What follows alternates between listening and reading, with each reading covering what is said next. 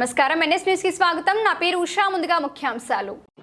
ప్రగతిశీల ప్రజాస్వామ్య విద్యార్థి సంఘం బోధాన్ డివిజన్ కమిటీ ఆధ్వర్యంలో స్థానిక బోధాన్ పట్టణంలోని డిగ్రీ కళాశాలల బంద్ను నిర్వహించి నిరసన కార్యక్రమాన్ని చేపట్టడం జరిగింది. ఎస్సీ, ఎస్టీ, బీసీ, మైనార్టీ ఏదైతే విద్యార్థులు పెండింగ్లో ఉన్నటువంటి స్కాలర్షిప్ రియంబర్స్మెంట్ విడుదల చేయాలని చెప్పేసి రాష్ట్ర వ్యాప్తంగా ఉద్యమాలు చేస్తూ ఉన్నారు. ఈరోజు రాష్ట్రంలో అధికారంలోకి వచ్చినటువంటి రేవంత్ రెడ్డి విద్యారంగాన్ని పూర్తిగా నిర్లక్ష్యం చేస్తూ ఉన్నాడు.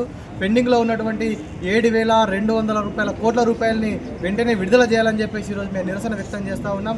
పీడిఎస్ ఆధ్వర్యంలో 72 గంటల పాటు బంద్ చేసుకొని అదేవిధంగా ఈరోజు నిరసన కార్యక్రమాన్ని ఈరోజు చేస్తూ ఉన్నాం. కాబట్టి మిత్రులారా, వెంటనే రియంబర్స్మెంట్ విడుదల చేయాలని, లేని పక్షంలో రానున్న రోజుల్లో పెద్ద ఎత్తున ఉద్యమం చేస్తామని చెప్పేసి ఈ సందర్భంగా మేము డిమాండ్ చేస్తున్నాం.